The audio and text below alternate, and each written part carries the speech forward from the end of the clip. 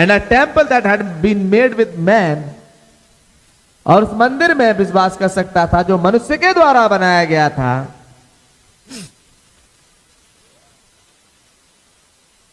What ought we tonight under these circumstances? तो हमें इन परिस्थितियों में क्या करना चाहिए जिनमें आज शाम हम हैं? अगर वो एक इंसान सुलेमान की प्रार्थना में विश्वास कर सकता था, सुलेमान एक व्यक्ति के द्वारा बनाए गए मंदिर में वो विश्वास कर सकता था, कौन? यूना। तो आज हमारी परिस्थितियों के विषय में क्या सोचिए, क्योंकि हमारे पास तो सुलेमान से भी बढ़कर है। यही तो आयत थी जो प्रभु यीशु मसीह ने पढ़ी या कही, और भाई बर्नम ने उसे पढ़ा इस संदेश में, क्योंकि भाई बर्नम यहां पर सीबा की रानी को ले रहे हैं जो सुलेमान को सुनने आई पृथ्वी के छोर से। आमीन। पर यहां वह है जो सुलेमान से भी बढ़कर है, यहां वह है जो सुलेमान के मंदिर से भी बढ़कर है। इस पर विश्वास क्यों नहीं होता भाई? हैं? सोचिए, यह बात है जो नबी समझाना चाह रहे हैं संदेश में। आमीन।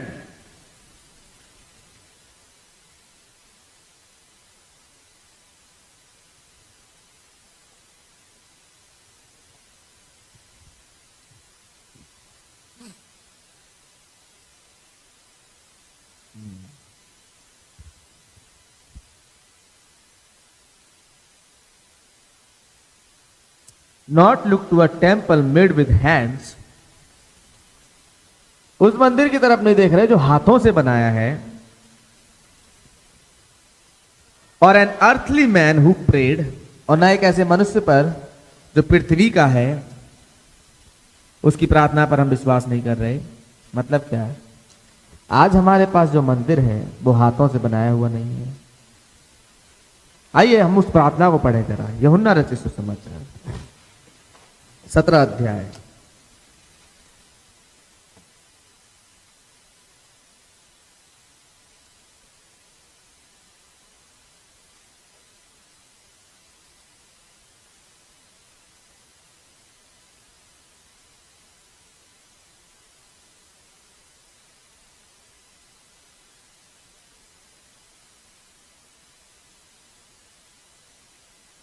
चौथी आयत से पढ़ो। यह यीशु मसीह की प्रार्थना है, प्रभु यीशु मसीह की प्रार्थना सुनिए 17:4 से। जो कार्य तूने मुझे करने को दिया था उसे पूरा करके मैंने पृथ्वी पर तेरी महिमा की है। आमीन। अब हे पिता, तू अपने साथ मेरी महिमा उस महिमा से कर जो जगत की सृष्टि से पहले मेरी तेरे साथ थी। मैंने तेरा नाम उन मनुष्यों पर प्रकट किया है जिन्हें तूने जगत में से मुझे दिया। वे तेरे थे और तूने उन्हें मुझे दिया, और उन्होंने तेरे वचन को मान लिया है। अब वे जान गए हैं कि जो कुछ तूने मुझे दिया है वह सब तेरी ओर से है। आमीन। क्योंकि जो वचन तूने मुझे दिए मैंने उन्हें उनको पहुंचा दिए, और उन्होंने उनको ग्रहण किया, और सच सच जान लिया है कि मैं तेरी ओर से आया हूँ, और विश्वास कर लिया है कि तू ही ने मुझे भेजा। मैं उनके लिए विनती करता हूँ, संसार के लिए विनती नहीं करता। कह रहा मैं उनके लिए विनती करता हूं पर संसार के लिए नहीं। आमीन। हाँ, परंतु उन्हीं के लिए जिन्हें तूने मुझे दिया है, क्योंकि वे तेरे हैं, और जो कुछ मेरा है वह सब तेरा है। आमीन। और जो तेरा है वह मेरा है, और इनसे मेरी महिमा प्रकट हुई है। मैं अब जगत में ना रहूंगा, परंतु ये जगत में रहेंगे। देख रहे हैं, प्रभु यीशु मसीह अपने चेलों के लिए प्रार्थना कर रहे हैं। मैं तो नहीं रहूंगा लेकिन ये रहेंगे। हाँ? अब ये वो मनुष्य है जो सुलेमान से बड़ा है। और ये दुआ कर रहा है। आमीन। हाँ, और मैं तेरे पास आता हूँ हे पवित्र पिता, अपने उस नाम से जो तूने मुझे दिया है उनकी रक्षा कर कि वे हमारे समान एक हों। आमीन। जब मैं उनके साथ था तो मैंने तेरे उस नाम से जो तूने मुझे दिया है उनकी रक्षा की। मैंने उनकी चौकसी की और विनाश के पुत्र को छोड़ उनमें से कोई नष्ट नहीं हुआ, इसलिए कि पवित्र शास्त्र में जो कहा गया वह पूरा हो। आगे। अब मैं तेरे पास आता हूँ और ये बातें जगत ध्यानपूर्वक प्रार्थना पे ध्यान दें। क्या है जो प्रभु यीशु मसीह प्रार्थना कर रहे हैं, और ये वो है जो सुलेमान से बढ़कर है। और कितनी चिंता थी प्रभु यीशु मसीह को हमारी, नहीं कि इनकी रक्षा करें, नहीं इनकी हिफाजत करें प्रभु। तो हमारे पास एक प्रार्थना करने वाला है भाई, जिसकी प्रार्थनाओं पर हम विश्वास कर सकते हैं। अगर योना सुलेमान की प्रार्थनाओं पर विश्वास करके बच सकता था, और योना सुलेमान के द्वारा बनाए गए मंदिर पर विश्वास कर सकता था, तो हमारे पास तो जीविता मंदिर है जिसमें खुदा रहते हैं। हम है प्रभु का स्वर्गीय घराना जिसमें खुदा खुद रहता है।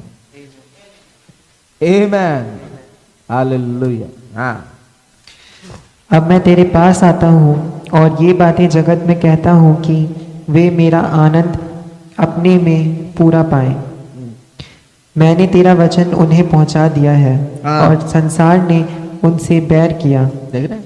हाँ, क्योंकि जैसा मैं संसार का नहीं वैसे ही वे भी संसार के नहीं। मैं यह विनती नहीं करता कि तू उन्हें जगत से उठा ले, परंतु यह कि तू उन्हें उस दुष्ट से बचाए रख। देख रहे हैं? कोई आपके लिए दुआ कर चुका, क्या आपको इस दुआ पे विश्वास नहीं? अब हम क्या दुआ करेंगे? आपके पैदा होने से भी पहले कोई दुआ कर चुका। आमीन। आइए और आगे पढ़ते हैं। जैसे मैं संसार का नहीं वैसे ही वे भी संसार के नहीं। सत्य के द्वारा उन्हें पवित्र कर, तेरा वचन सत्य है। क्या है वचन? सत्य है, और इससे हम पवित्र होते हैं। हम जो सुबह से सुन रहे हैं ये क्या है भाई? वचन जो कि सत्य है, और ये मुझे और आपको आजाद करता है, हमारी रक्षा करता है। आमीन। हाँ भाई, आगे। जैसे तूने मुझे जगत में भेजा वैसे ही मैंने भी उन्हें जगत में भेजा, और उनकी आज हमें भेजा गया है जैसे मसीह को भेजा गया। और हम सुबह पढ़ा, जो भेजे हुए को ग्रहण करता है। तो आज हमें जिसे खुदा ने भेजा है, जब दुनिया कबूल करे, जब लोग कबूल करें, तो वो मसीह को कबूल करते हैं। क्योंकि जो मेरे भेजे हुए को ग्रहण करता है वो मुझे ग्रहण करता है, और जो मुझे ग्रहण करता है वो मेरे भेजने वाले को ग्रहण करता है। आमीन। हाँ भाई, आगे। और उनके लिए मैं अपने आप को पवित्र करता हूँ ताकि वे भी सत्य के द्वारा पवित्र किए जाएं। आमीन। मैं केवल इन्हीं के लिए विनती नहीं करता। आप सुनिए, केवल 12 चेलों के लिए प्रभु यीशु मसीह ने दुआ नहीं करी, परंतु उनके लिए भी जो इनके वचन के द्वारा मुझ पर विश्वास करेंगे। कौन है ये? आमीन। क्या ये वे लोग हैं जो यहां बैठे हैं? तो ये दुआ अब आपकी है। आमीन। योना उस दुआ पर विश्वास कर रहा है तो सुलेमान ने की, और उस पर विश्वास करके वो बच रहा है। हमारे पास तो योना से भी बड़ा है। प्रभु यीशु मसीह ने कहा, क्या कहा? जब फरीसी आए यीशु मसीह के पास पूछने के लिए, तू हमें कौन सा चिन्ह देता है जिससे हम विश्वास करेंगे? प्रभु यीशु मसीह ने कहा, इस बुरे और व्यभिचार पीढ़ी के लोग चिन्ह ढूंढते हैं, लेकिन योना के चिन्ह को छोड़कर उन्हें कोई चिन्ह नहीं दिया जाएगा। सही बात है। लेकिन यहां वह है जो योना से भी बड़ा है। आमीन। अब सुनिए आगे। कि वे सब एक हो जैसा तू है, पिता मुझ में है और मैं तुझ में हूँ, वैसे ही वे लेकिन भी प्रभु यीशु मसीह ने एक और दुआ करी कि ये आपस में एक हो। किसी ने दुआ करी हमारी एकता के लिए, हमें तिफरके ना हो। तब पौलुस पहला कुरिन्थियों 1 अध्याय में कह रहा है कि तुम सब एक सी बात कहो, एक मन के और एक चित्त के हो, तुम में अलगाववाद ना हो। लेकिन यहां तो वही है,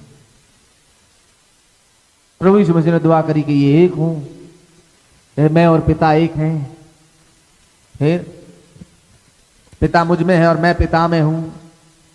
हाँ, जिसे संसार विश्वास करे कि तू ही ने मुझे भेजा है, वह महिमा जो तूने मुझे दी मैंने उन्हें दी है। देख रहे हैं? हाँ, कि वे वैसे ही एक हो जैसे कि हम एक हैं। आमेन। हाँ, मैं उनमें और तू मुझ में, कि वे सिद्ध होकर एक हो जाएं। हाँ, और संसार जाने कि तू ही ने मुझे भेजा है। हाँ। और जैसा तू ने मुझसे प्रेम रखा। देखिए, वे एक हों जैसे हम एक हैं। आमीन। तब आपको एक बात समझनी होगी, हम एक हैं कौन? मसीह की दुल्हन। मसीह की दुल्हन है क्या? मसीह की देह। और मसीह क्या है? सिर। तो मसीह की देह क्या है? एक साथ मिलकर। अब इस देह में हमारी शक्लें तो अलग अलग हैं, ध्यान समझिएगा, लेकिन ये वो एकता है जिसमें हम खुदा को एक दिखते हैं, एक बॉडी के रूप में, एक देह के रूप में। जैसे कोई अगर यीशु मसीह को देख सकता था तो वो पिता को देख सकता था, और वैसी ही एकता की बात प्रभु यीशु मसीह अब यहां पर कर रहे हैं। अब यहां पर अगर कोई सवाल ये पूछे, देखो सवाल उठ जाता है कई बार, ये भी आ सकता है। आप समझ में आया प्रभु यीशु मसीह ने कौन सी एकता के विषय में कहा था? अब हम लोग एक जैसे होते हैं कि वो भाई और मैं एक हैं, लेकिन हमारी शक्लें अलग अलग हैं। देखा, ऐसे पिता और यीशु मसीह अलग एक हैं, लेकिन दोनों अलग अलग हैं। फिर एकतावादी अब यहां ये लेकर आएगा सीधा सीधा दिमाग में, देखा कौन सी एकता है। लेकिन मैं उनकी इंफॉर्मेशन के लिए एक बात बोलूं, ये एकता असल में मसीह की देह की एकता है। अब एक बात बताएं भाई, सिर और देह जब मैच करेंगे ही ना एक दूसरे से, तो क्या वो एक हो सकते हैं? अगर इस हाथ को इस देह में एक करने, जैसे कहते हैं ना, जब हाथ ट्रांसप्लांट किया जाता है या फिर कोई अंग ट्रांसप्लांट किया जाता है तो ब्लड ग्रुप सेम होना चाहिए, जहां तक शायद जानता हूं। तो इसका मतलब एक चीज होनी चाहिए एकता वाली, ताकि वो अंग उससे जुड़ सके, और जो भी है। लेकिन मैं एक समझाने के लिए एक बात कह रहा हूं, ये देह का अंग हम तभी मसीह के अंग कहला सकते हैं जब आपस में एक दूसरे से जुड़े हैं, एक दूसरे से मिले हुए हैं। बात समझ में आ रही है? और एक देह में तिफरके नहीं होते, हाथ यहां पड़ा हुआ है, पैर वहां पड़ा हुआ है, ये बॉडी है। ये वाली बात कहने का मेरा मतलब ये है कि हाथ यहां पड़ा हुआ है, पैर वहां पड़ा हुआ है, सिर कहीं और पड़ा हुआ है, धड़ कहीं और पड़ा हुआ है। तो प्रभु यीशु मसीह कह रहे हैं ये एक हो, ताकि एक बॉडी तैयार हो, एक देह तैयार हो। इनके चेहरे बिल्कुल अलग अलग हैं, लेकिन कोई बात नहीं, लेकिन बॉडी एक है। बात समझे? इस तरह से इस एकता को हमें समझने की आवश्यकता है यार, क्योंकि नहीं तो यहाँ पे त्रिएकता वाला ये सवाल उठा देगा। उठा सकता है भाई, क्योंकि वो पर्याप्त आत्मिक तो है नहीं, सीधी बात है। उसके पास आत्मा तो है नहीं कि वो चीजों को कैसे देखे, क्योंकि उसके पास वो चश्मा है ही नहीं जिनमें से वो चीजों को देख सके और चीजों को एक कर सके। लेकिन खुदावंद ने वो चश्मा हमें दिया है खुदा के अनुग्रह से, और अब हम उस एकता को देख सकते हैं। यहां पर एक्चुअली मसीह की देह की एकता है, इसमें तिफरके नहीं होते। आमीन। जैसे मसीह में और पिता में कोई तिफरका नहीं है, पूरी देह एक सी दिखती है। कैसे कहूं मैं, एक साथ मैच करती है पूरी देह, कुछ इस तरह से। चलिए थोड़ा सा आगे पढ़ें। और जैसा तूने मुझसे प्रेम रखा वैसा ही मैंने वैसे ही उनसे प्रेम रखा। हे पिता, मैं चाहता हूँ कि जिन्हें तूने मुझे दिया है, जहाँ मैं हूँ वहाँ वे भी मेरे साथ हों। सुनिए क्या कहा प्रभु यीशु मसीह ने, दुआ क्या करी। तो जब वो दुआ करके चले ही गए कि जहां मैं हूं वहां ये भी आ जाएं, अब ये दुआ कैसे फेल हो सकती है भाई। इसका मतलब आपके रैप्चर की तो दुआ पहले ही हो चुकी है, और आपके रैप्चर के लिए दुआ स्वयं प्रभु यीशु मसीह ही कर चुके। तो भला अब आपका रैप्चर कौन रोक सके। आमीन। अब जरा सोच के देखें भैया, मेरा तो रैप्चर नहीं हो सकता, तो फिर ये दुआ खाली चली जाएगी, फिर ये दुआ बेकार हो जाएगी। सोचिए, जिसे स्वयं खुदा कर रहे हैं एक देह में, आमीन, एक बॉडी में। हालेलुया। तो आपके रैप्चर के लिए तो दुआ प्रभु यीशु मसीह पहले ही कर चुके। अब आप कौन सी दुआ कर रहे हैं? आपके लिए तो दुआ कोई कर चुका। और यूना क्या कर रहा है? जो सुलेमान ने दुआ करी उस दुआ पर विश्वास कर रहा है। आपको अपने रैप्चर के लिए इस दुआ पर भी विश्वास करना जरूरी है। आज की परिभाषा में, आमीन।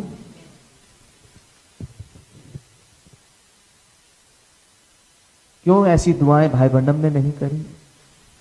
बिल्कुल करी, संदेशों में आप पा सकते हैं। क्या हम नहीं करते ऐसी दुआएं? क्यों? क्योंकि कोई पहले हमारे लिए दुआ कर चुका। आमीन।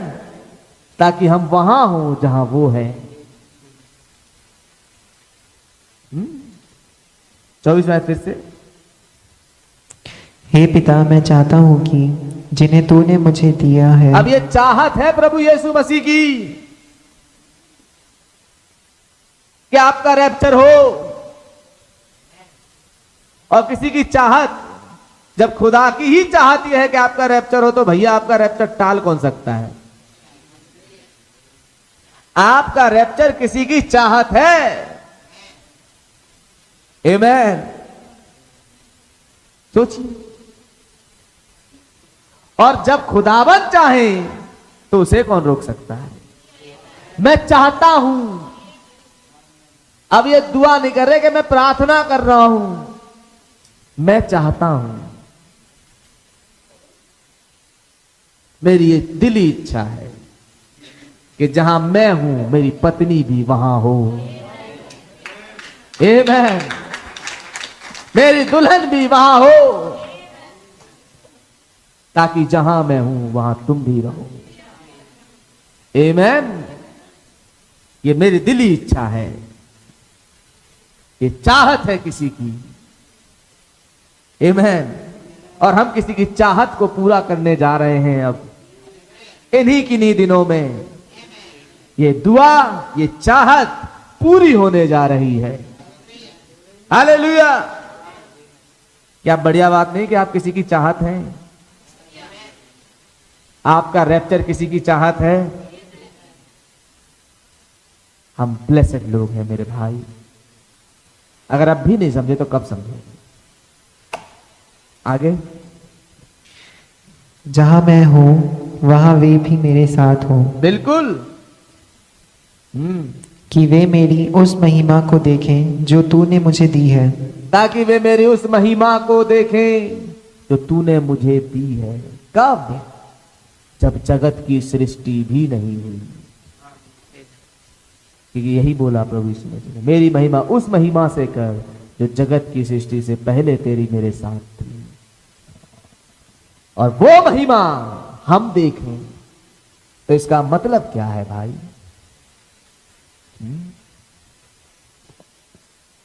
इसका मतलब बड़ा गहरा है कि हम उस महिमा को देख पाए जो दुनिया नहीं देख सकती, जो दुनिया की समझ में नहीं आ सकती, लेकिन हमें दिख जाए। ये चाहत है प्रभु यीशु मसीह की। कैसे आदि में लोगोस था और लोगोस खुदा के साथ था और लोगोस खुदा था। समझ में आ रही है? और हम मलकीसदक के मैसेज में इसको पढ़ चुके हैं, हमने देखा। आमीन। थोड़ा सा आगे पढ़ो भाई। क्योंकि तूने जगत की उत्पत्ति से पहले मुझसे प्रेम रखा। आमीन।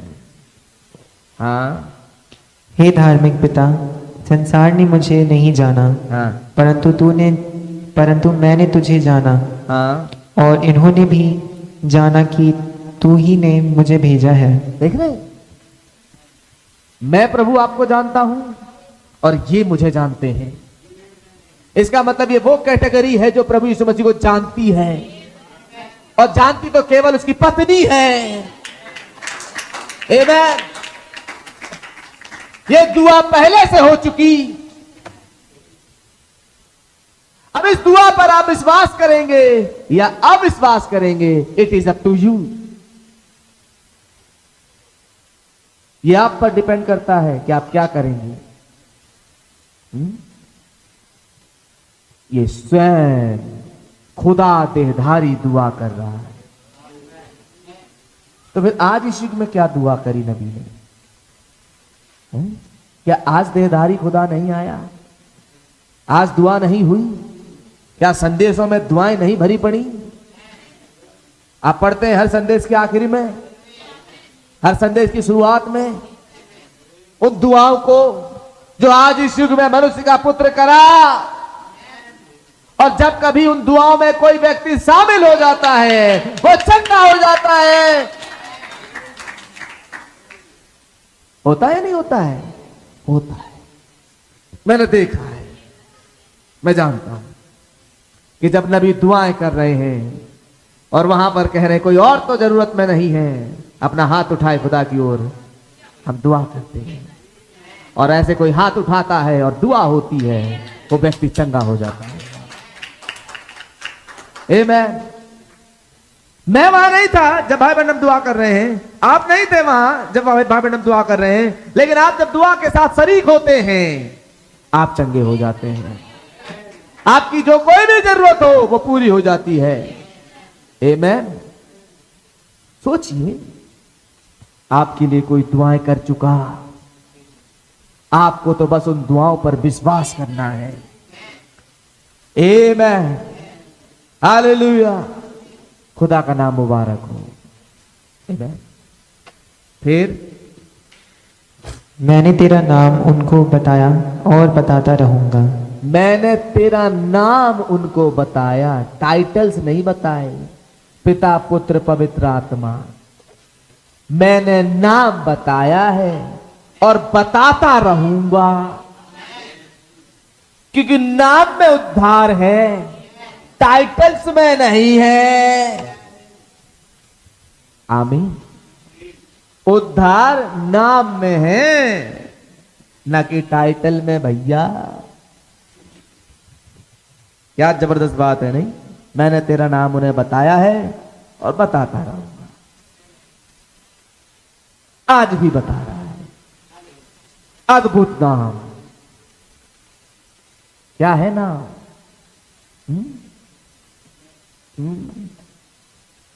फिर कि जो प्रेम तुझको मुझसे था वह उनमें रहे और मैं उनमें रहूं। कौन सा प्रेम?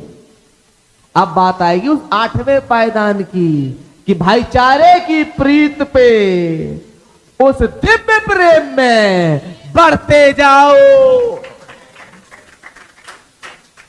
यह है पिरामिड की चोटी,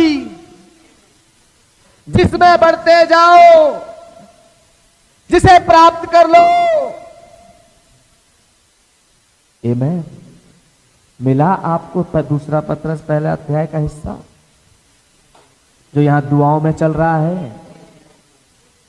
क्या वो प्रेम इनमें आ जाए, वो दिव्य प्रेम इनमें आ जाए। हालेलुया। पिरामिड का वो दिव्य प्रेम का हिस्सा अब इनमें आ जाए जो मुझ में है।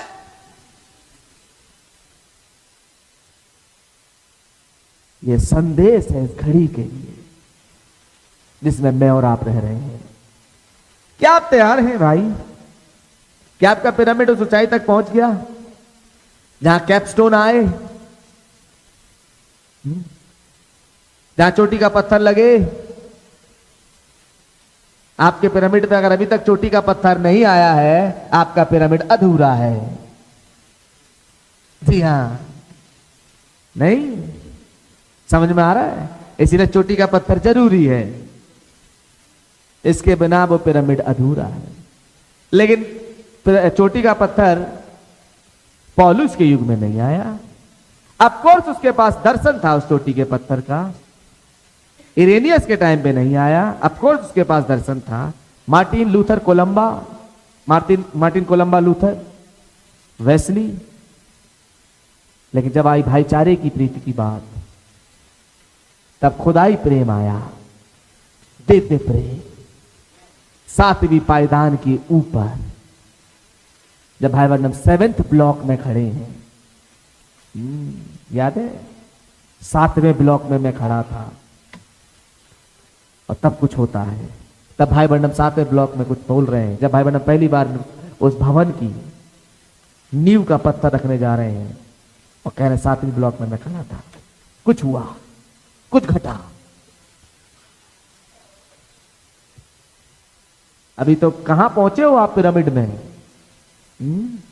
आप पिरामिड में किस हिस्से तक पहुंचे भाई साहब? किस हिस्से तक पहुंचे सोचिए। आमीन।